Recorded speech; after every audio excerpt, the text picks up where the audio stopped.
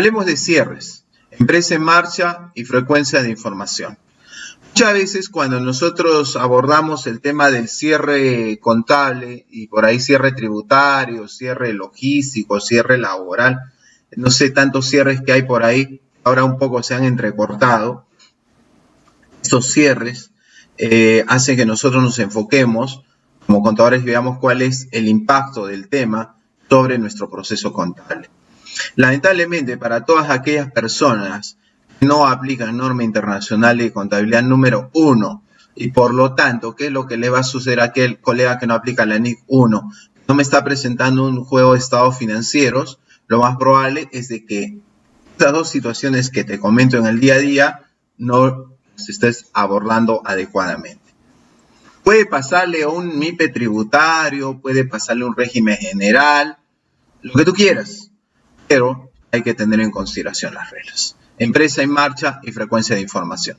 Desde otra óptica, tú sabes que siempre tratándose de cierre, yo he hecho bastante énfasis en el tema del registro contable, es decir, de cómo nosotros estamos llevando de manera pauteada ese proceso contable del cierre. Pero sin embargo, desde la perspectiva de normatividad contable, nosotros tenemos que considerar algunas otras reglas. La primera de ellas es empresa en marcha, un tema que seguramente todos lo tenemos ahí claro, pero por ahí que se nos escapan algunas cositas. Así que voy a partir con un primer gráfico que me sirve para explicarte un poquito este tema y luego completar con algunas situaciones teóricas, combinando, como siempre, con algunas situaciones prácticas a nivel de estados financieros. Bien, en primer lugar, nosotros tenemos este tema que nos dice lo siguiente.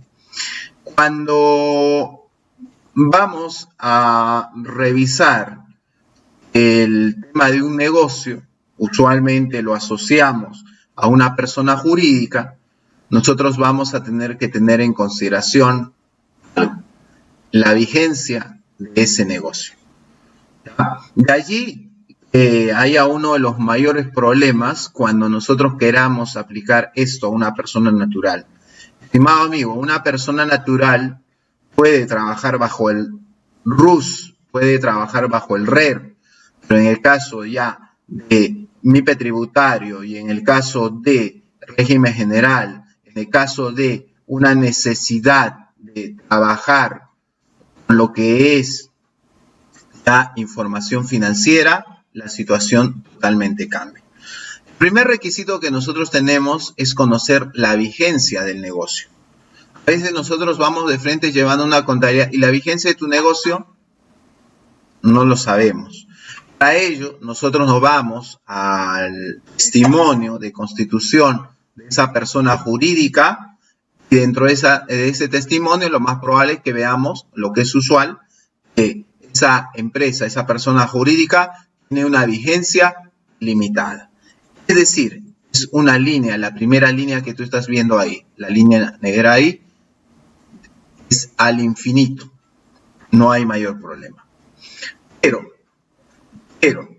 entonces surge la necesidad de poderle limitar un tiempo. Surge la necesidad de marcar pautas. Y de ahí viene algo muy importante que se llama la fecha de corte. Un concepto tradicional dentro de contabilidad que nosotros siempre lo hemos estado viendo, pero no sabemos dónde se aplica. Tampoco, como no tenemos una referencia específica en una norma internacional de información financiera o en el plan contable general empresarial, se queda corto.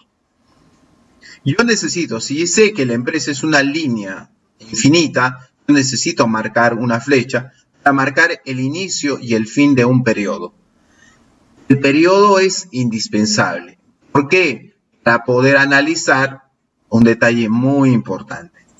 En el periodo nosotros analizamos la gestión. Está bien, la empresa, yo lo veo desde el punto de inversionista y yo sé que la empresa va a tener una vigencia ilimitada. Pero sin embargo, alguien está gestionando. Puede ser el mismo inversionista, el propietario, o puede ser un tercero. Y para eso yo necesito evaluarlo. Para ello, ya esa línea que puede estar al infinito tiene que marcar un inicio y un final. ¿Para qué? Que necesitamos evaluar la gestión. Al evaluar la gestión, nosotros nos trasladamos esa línea de abajo, que es la línea roja. Ya vemos la necesidad de considerar cortes. Esa línea ya tiene unas partes. Como podemos ver nosotros, ahí se están haciendo 2 cortes, que curiosamente coincide con lo que nosotros llamamos la fecha de corte. La fecha de corte es muy importante. Y desde el punto de vista de normas internacionales de información financiera, hay pautas acerca de esto y tienen que revelarse. La pregunta es, ¿tú estás considerando esos detalles? No, a mí, ¿sabes qué? Solo me lo pide un banco y yo lo presento como él la gana. No, hay reglas, hay políticas, hay normas que nosotros tenemos que tener muy en cuenta. Y el primero es que antes llamábamos nosotros empresa en marcha, negocio en marcha. Me dicen, ¿cómo ha quedado el concepto? Revisemos notas.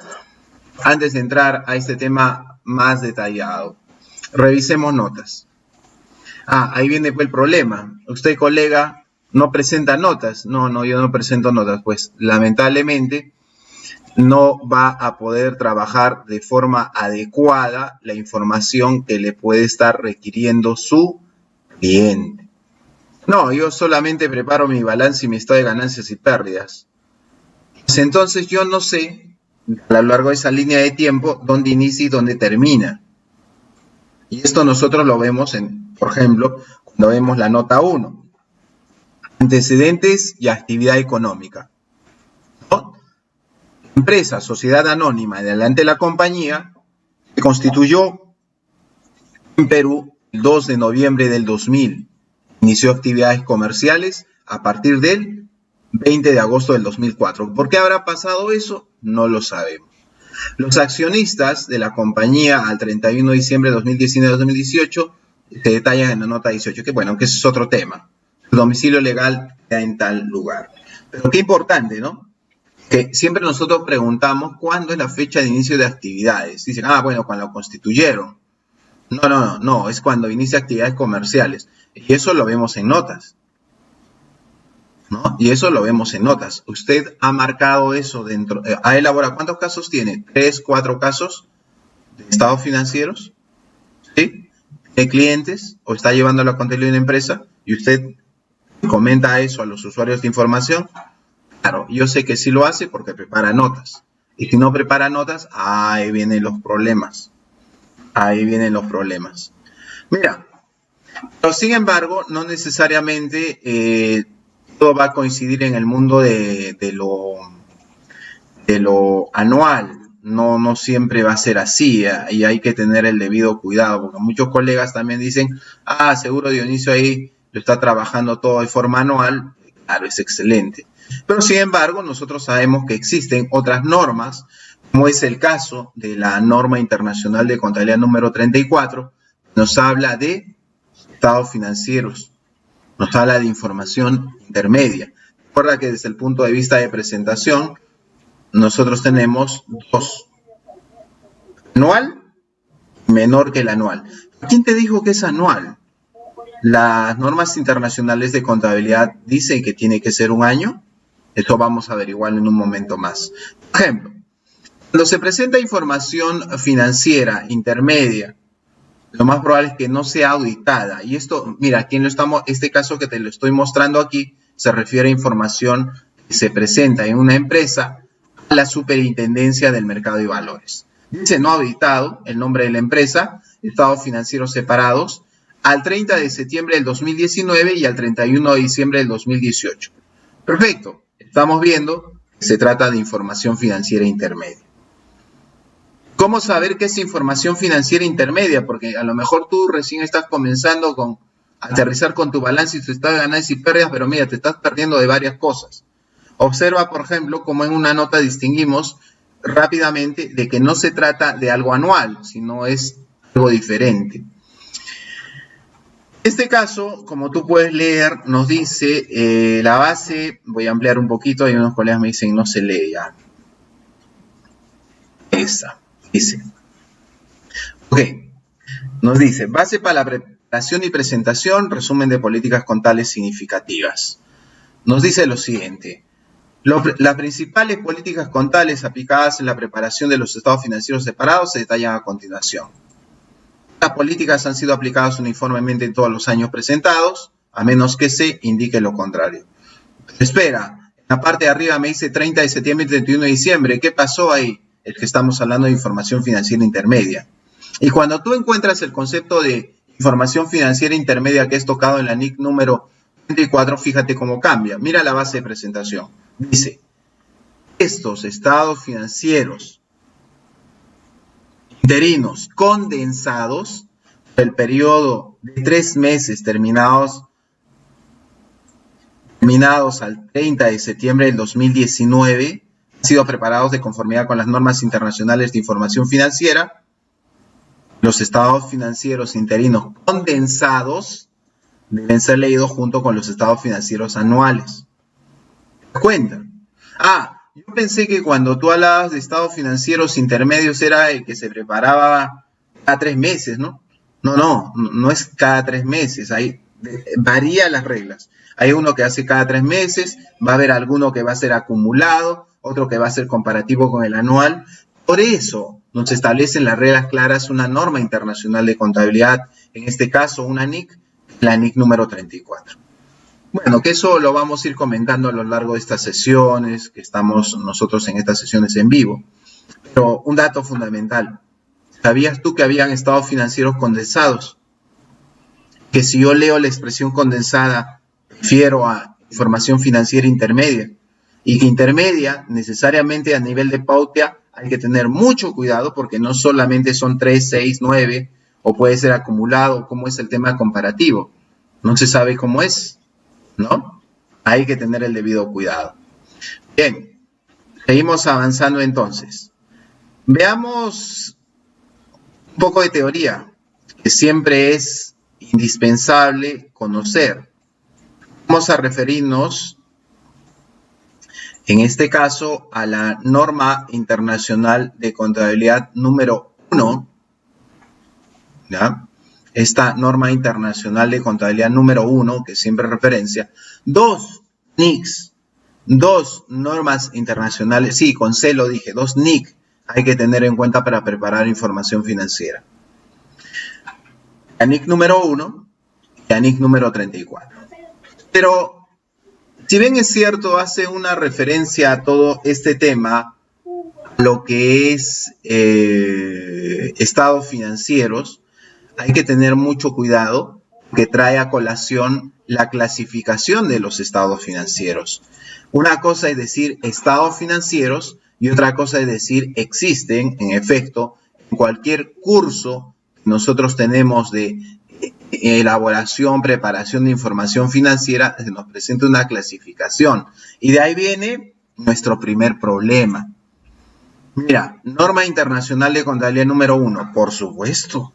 Esto se aplica para todos los estados financieros de las empresas. Para todititas, me dice. Un ratito. Un momento, señor. Puede que lo que usted está afirmando no sea lo correcto. El párrafo 7 de la NIC número 1 nos dice lo siguiente. Los estados financieros con propósito general, denominados estados financieros para efecto de la NIC 1, ahí me detengo. No me está diciendo este párrafo 7 de la NIC 1, estado financiero, pero ahí lo está abreviando entre el paréntesis. Pero me define un término que es más preciso. Y ese término que es más preciso dice los estados financieros con propósito general. Una persona que del Perú ha visto el reglamento de preparación de información financiera de CONACEF antes que existiera la SMB, estamos hablando a principios del siglo o a fin del siglo pasado, recordaremos que había una clasificación de los estados financieros desde la disposición que nos planteaba CONACEF, que nos puede ayudar a entender esto. Que tú acá estás solamente viendo estados financieros con propósito general. ¿Qué? ¿No será que existe otro tipo de estado financiero? Como yo te estoy diciendo, acá estamos viendo el occidente, ¿no? ¿Qué nos falta? El oriente. Dice estado financiero a propósito general. Dionisio, si yo hablo de un estado financiero que no es de propósito general, ¿cómo se define eso? A lo mejor tu organización, tu organización y tú estás preparando estados financieros que no son de propósito general. Entonces, yo lo que necesito primero aprender es qué se entiende por un estado financiero con propósito general. Curiosamente, esto es abordado por las normas internacionales de información financiera. Así que por ahí oíste, no, hay que aplicar las NIF full, todo se aplica, le aplica hasta una tienda de abarrotes. No, amigo, mucho cuidado. Mucho cuidado, las normas internacionales de información financiera, base de nuestra contabilidad, tienen sus limitaciones.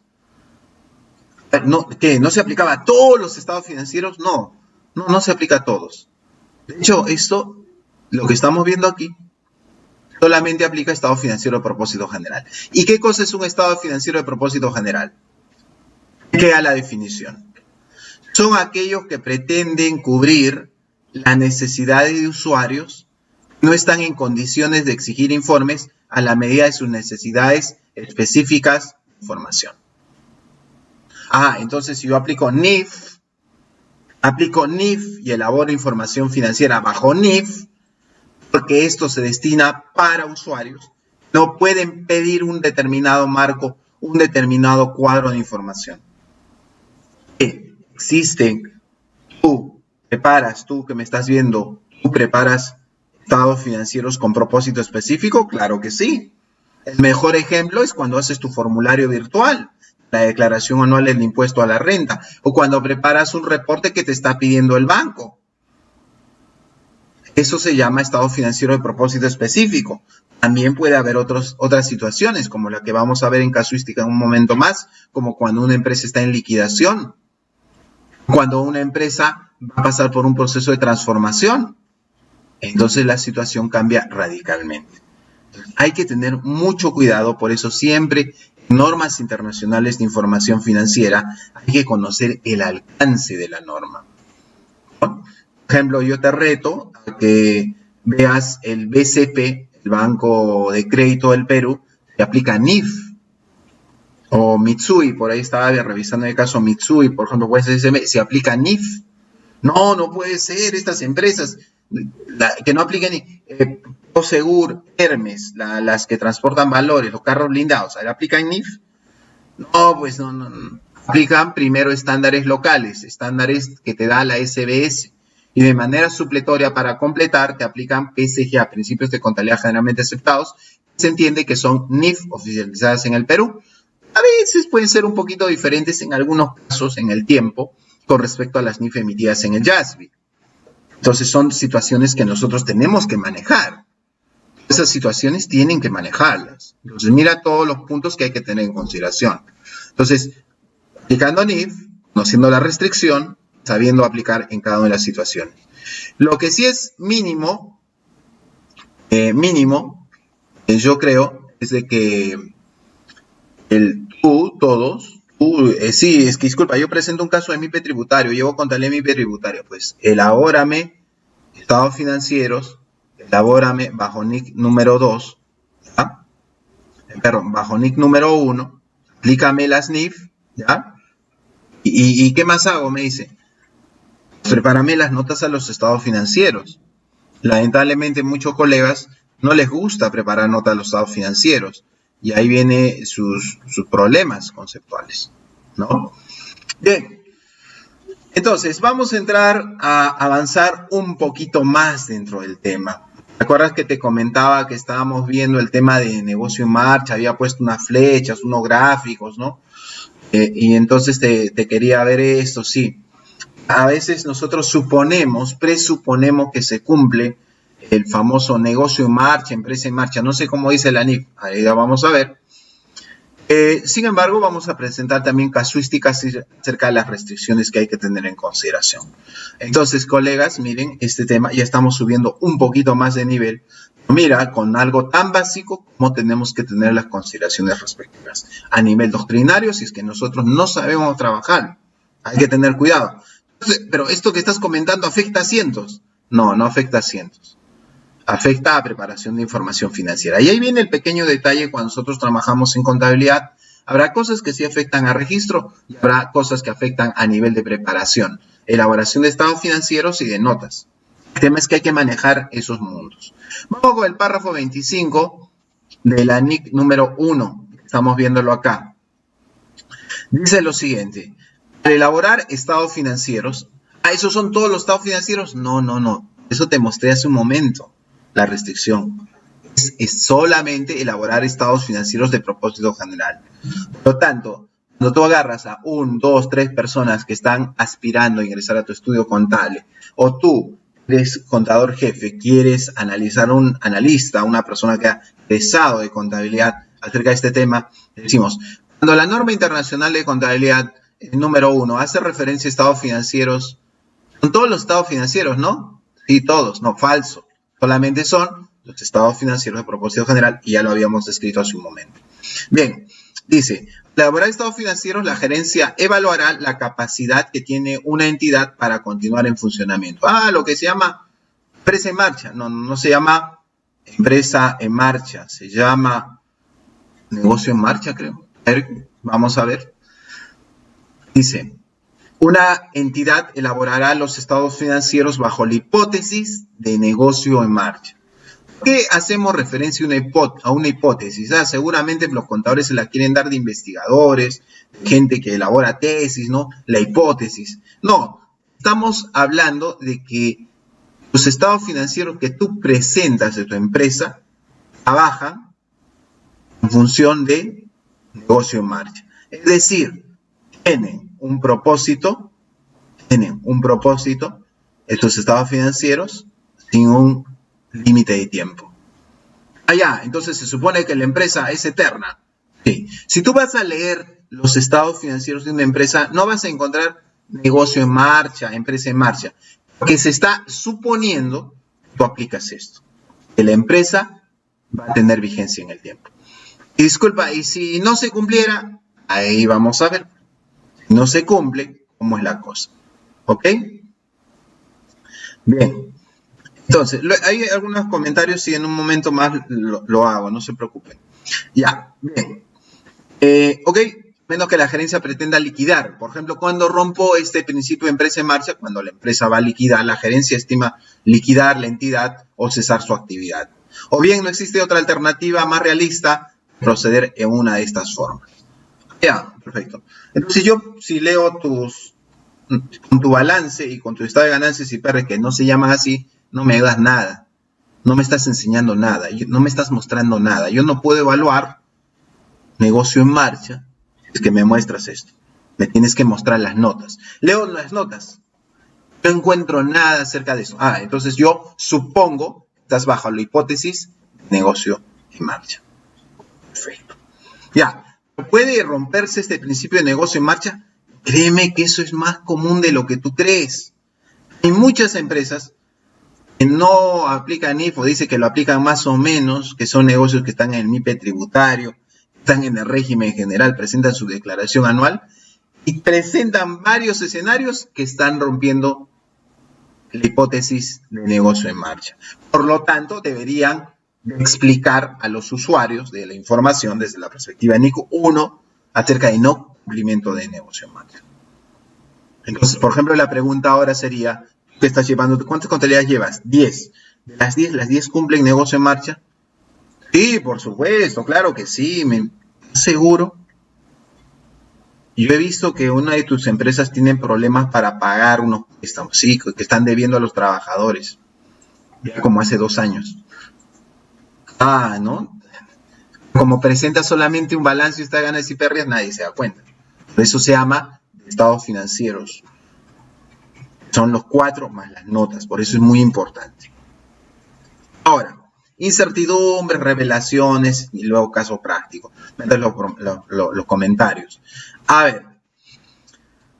Cuando la gerencia es conocedora, al realizar su evaluación de incertidumbres significativas relacionadas con sucesos, condiciones que pudieran arrojar dudas significativas sobre la capacidad de la entidad de continuar como negocio en marcha, la entidad revelará. ¿Pero dónde voy a revelar? ¿En tu balance de ustedes ganas y pérdidas? No, pues amigo.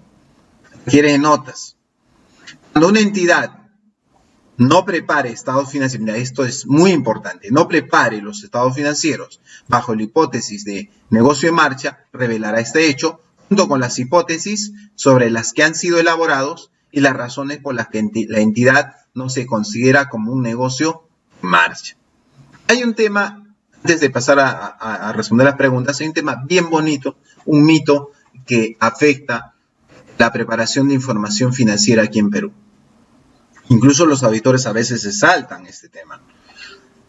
Dicen que en Perú, si tú haces un comparativo entre los estados financieros de una empresa XYZ y las normas internacionales de información financiera, no todos los párrafos de la NIF están aplicados dentro de esto. Y te voy a presentar en un momento más un caso práctico acerca de esta situación. Lo voy a presentar. ¿Ya? Entonces acá vemos. Si no dice nada, negocio en marcha. Si yo sé que no hay posibilidad, que hay problemas, ¿cuáles son ejemplos? En un momento más vamos a ver. Revelo. Si yo sé que no va, negocio en marcha, entonces tengo que indicar en notas bajo qué hipótesis estoy trabajando. La pregunta es si en notas se elaborará eso. Vamos a aquellos dos comentarios. Un comentario, buenas noches, son una sesión, por si acaso estamos acá en una sesión en vivo. A Diego Cuba, saludos. Ok, igualmente, gracias. A Ever Puma también saludos. Mayumi Aucapuri Flores nos comenta lo siguiente. Buenas noches, las NIC no están contenidas dentro de las NIF. No, sí, claro. Las NIF es el universo, dentro está la NIC. ¿Qué diferencia en la aplicación de cada una de ellas? No. Las normas internacionales de información financiera definidas de acuerdo a la norma internacional de contabilidad número 8 abarca las NIC con C, sus interpretaciones, las NIF con F y sus interpretaciones. No hay ninguna, que una supera a otra supera, no. El único tema a considerar es marco conceptual versus NIF. Bueno, que ese es un tema que toqué en un anterior video también, cuando estuve comentando temas normativos. Bien, seguimos avanzando. Me has dejado con la duda, me dicen. Sí, pues te dejé con la duda, y me dejaste con la duda porque a lo que yo sé, al menos teóricamente, que la gerencia, si no dice nada, si la gerencia no dice nada, se cumple el negocio en marcha. Si hay problemas, hay que revelar. Si no cumplo empresa en marcha, debo decir bajo qué o cómo lo estoy aplicando, ¿no? Es lo que me va diciendo ese párrafo 25. Vamos a ver el 26 antes de pasar a casuística. Al evaluar si la hipótesis de negocio en marcha resulta apropiada, la gerencia deberá tener toda la información disponible sobre el futuro. Evaluar el tema de negocio en marcha es un tema muy importante y tengo que considerar información a futuro, que deberá cubrir al menos los 12 meses siguientes a partir del final del periodo, sobre el que se informa sin limitarse a dicho periodo. Es decir, que nosotros vamos a necesitar información de tipo prospectivo. Por ahí me dicen, ¿puedes aterrizar el tema? Por supuesto que sí. Estados financieros proyectados, por ejemplo. Hay que tener cuidado con eso. Y para ello, dentro de ese tema, como hace referencia bien el texto de la NIC número 1, podemos vincularlo también a la NIC 10. Otro tema ahí. Bien. Ahora la pregunta es, ¿tiene que ir detallado? Simplemente no aplico no aplico la hipótesis de negocio en marcha, nada más. No. El grado de detalle y la consideración depende de los hechos que se presenten en cada caso. A ver, veamos. Por ejemplo, te presento acá dos situaciones. Situación positiva. Situación positiva. Mira, cuando una entidad tenga un historial de operaciones rentable, le va bien, positivos sus resultados, así como un pronto acceso a recursos financieros, rentabilidad. Tenemos también el tema de solvencia, ¿no? Podemos ver apalancamiento. La entidad puede concluir que la utilización de la hipótesis de negocio en marcha es apropiada. Claro, por supuesto que sí. Si una empresa tiene pérdidas recurrentes, de pronto hay una pérdida acumulada, y esa pérdida acumulada de pronto desaparece el patrimonio, eso es un indicador clave de que la empresa no va. No es por aplicación de NIF, como vamos a ver en un momento más, es por un tema de Ley General de Sociedades. ¿Ya? Por ejemplo, ahí, disculpa, por ejemplo, en la práctica, ¿cómo haría un contador para evaluar de que está correcto, va negocio en marcha? Fácil. La empresa tiene un historial de operaciones rentable, ¿no? La empresa nos demuestra que tiene acceso a recursos financieros en caso de que haya un problema, entonces va con hipótesis en marcha. no hay que realizar más detalle. En otros casos, va a ser necesario que la gerencia, antes de convencerse a sí misma de que la hipótesis de negocio en marcha es apropiada, deba ponderar una amplia gama de factores relacionados con la rentabilidad actual y esperada, el calendario de pagos de la deuda y las fuentes potenciales de sustitución de financiación existente. Entonces, van apareciendo indicadores y esos indicadores van a tener que poner a la gerencia la necesidad de justificar. Es que quiere mantener la hipótesis de negocio en marcha, el negocio va en positivo. Cumple esta hipótesis. Caso contrario, no lo está aplicando y eso tiene que revelarlo en nota a los estados financieros. ¿Ya? Hay que tener mucho cuidado con ello. Diego nos comenta algo. Los accionistas deben confiar en los estados financieros con propósito general, ya que ellos pueden obtener información interna a través del gerente. Este es un buen tema y esa pregunta lo ameritaríamos a revisar en otra NIC. Niveles de aprobación de la información financiera. La información financiera se evalúa, pasa por el checklist de gerencia, luego la gerencia probablemente pasa al directorio y si no hay directorio, recién pasa a junta. La junta tampoco no es que vaya a confiar sí o no. La junta a lo mejor no sabe nada de contabilidad, por eso es que usualmente en junta pide notas a los estados financieros, de los estados financieros y que sean auditados, ¿no? Entonces hay que tener cuidado con ello también. ¿Por qué la necesidad del propósito general? Con la finalidad de uniformizar esa información y que sea comparativa en diversos niveles. ¿Ah? Son temas, como tú ves, normativos que jala una cosa a la otra. Es lo interesante de las NIF. Bien, pero no te puedo dejar con la duda y hay que ser un poco más específico saliendo eso del campo de las NIF. Y me dicen, bueno, y yo estoy llevando mi contabilidad de mi empresa. Excelente. Y estás aplicando el tema de hipótesis negocio en marcha. Sí, yo supongo que sí. Pero hay indicadores que pueden revisar lo contrario. A lo mejor tú en tus notas le pusiste, no pusiste nada, sí se cumple. Te reviso algunas situaciones, te listo una serie de situaciones que harían, por un lado, gerencia tenga que decir no cumplo hipótesis de negocio en marcha, o caso contrario, me tenga que presentar más información para convencerme de que sí lo está haciendo. A ver, ¿qué situaciones hacen tambalear la posición? Posición patrimonial neta negativa. Creo que eso ya es muy terrible en una empresa. Imaginas, tú tienes un capital de 50.000 positivo y tienes una pérdida acumulada de menos 100.000. Por lo tanto, tu posición patrimonial negativa. Visto, 50.000 capital versus 100.000 en negativo, pues está dándote un patrimonio negativo, no puede existir.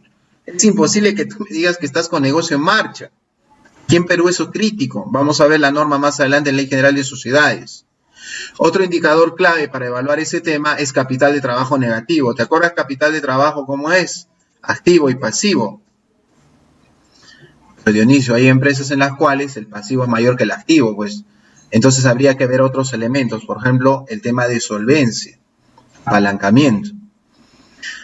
Indicadores financieros, financieros claves desfavorables. Por ejemplo, el tema de rentabilidad, que ya te lo había comentado. La misma NIC número 1 te hacía énfasis en eso. Muchos de nosotros estamos... La empresa todos los años arroja pérdida, mejor, para efectos tributarios. Esa pérdida tributaria luego se beneficia, ¿no? Pero amigo, una empresa que tenga todos los años pérdida, la gestión no está siendo correcta. Y lo más probable es que ya no cumpla esta hipótesis de negocio en marcha. Lo lógico es que vaya a cerrar. No, Dionisio, la empresa va muy bien, pero pura pérdida. Me llama la atención. A lo mejor en esa empresa se está evadiendo o hay esquemas elusivos. Y mira, por simple lógica, que la administración tributaria también lo podría tomar en cuenta, ¿no? Hay que tener cuidado con ello. Situación como atrasos en el pago de los dividendos o suspensión de estos.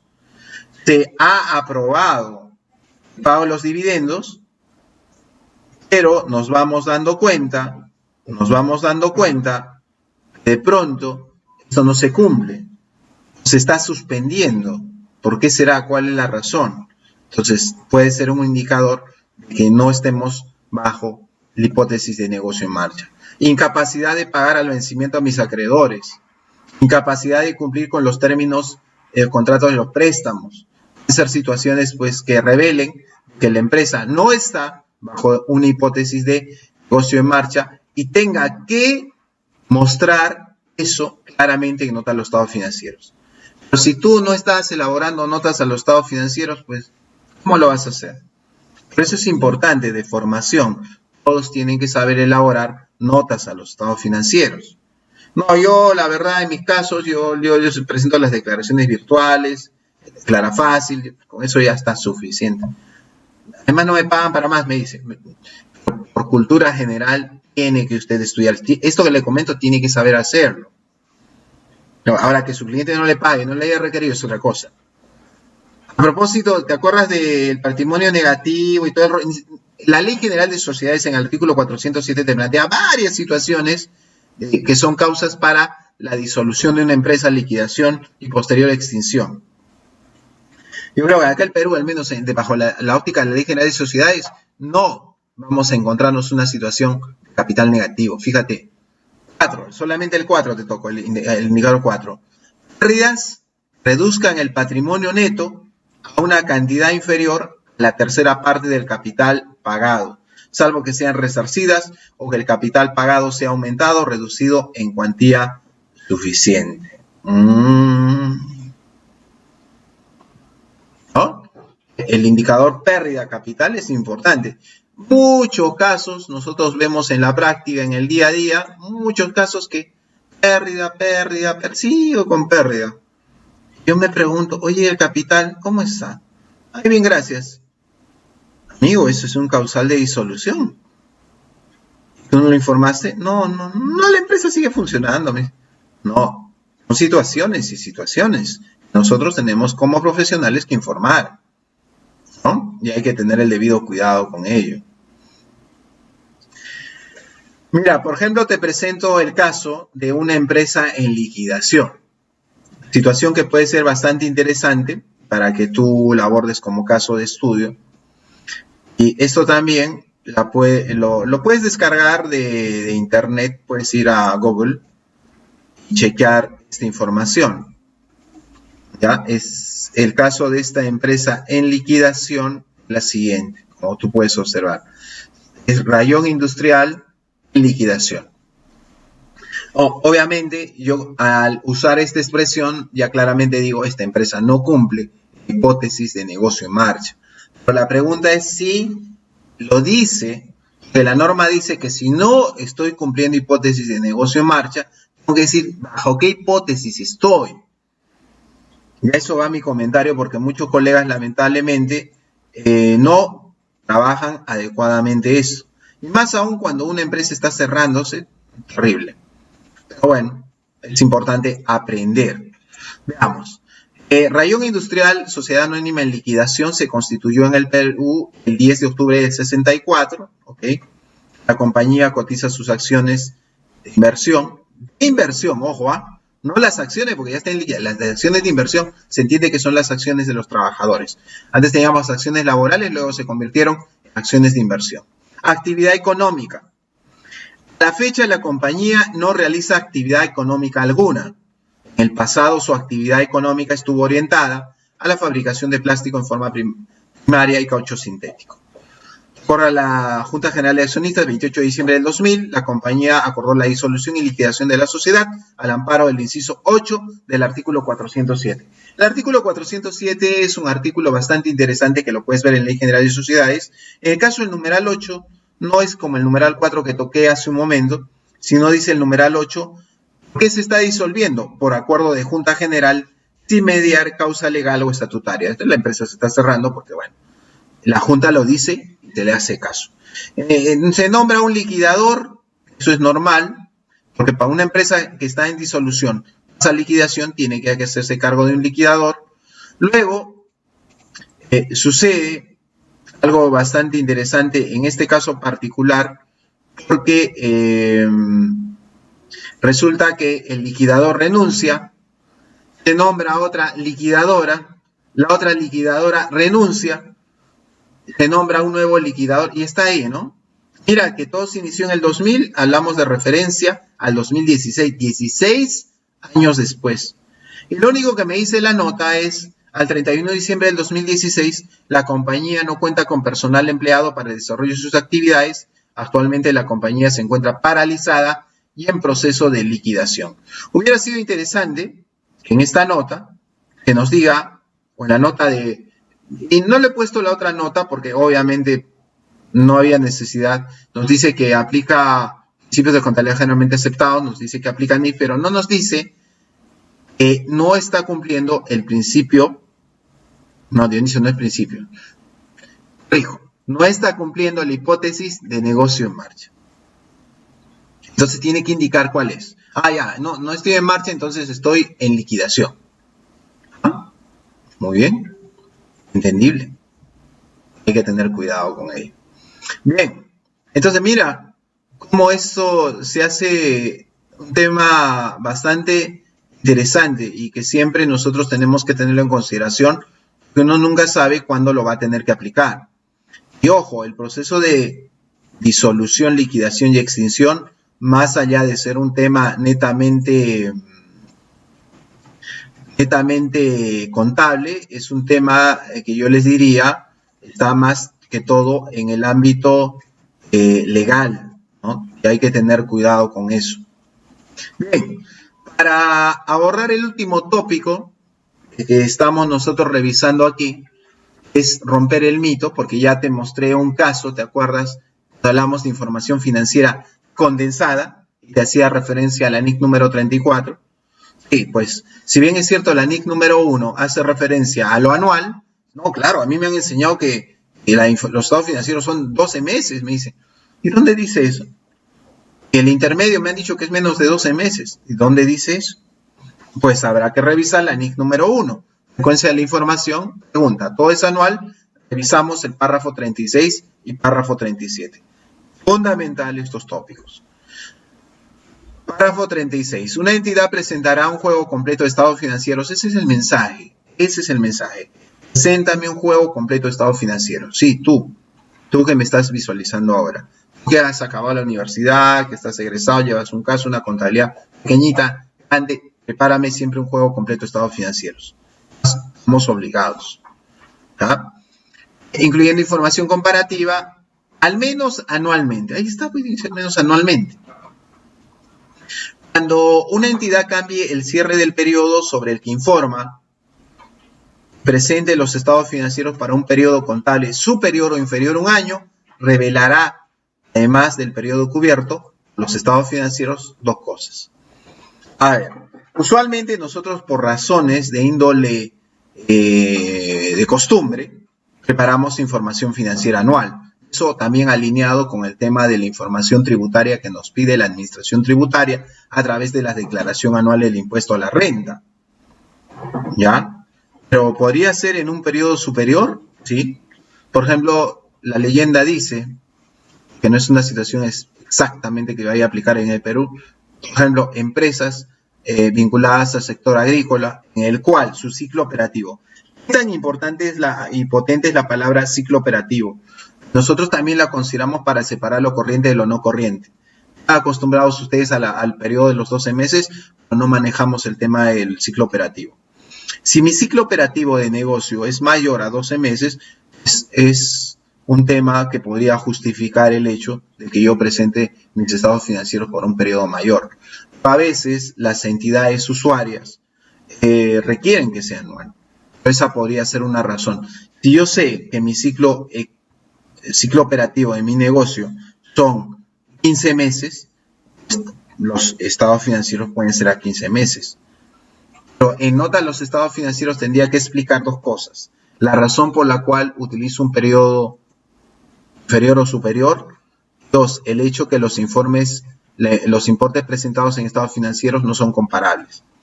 ¿Por qué no son comparables? Porque si yo voy a cruzarlo con la empresa de la competencia que presenta anual, no voy a poderlo comparar. Pero también es un mito eso del año, de los meses, porque acá la norma no dice meses.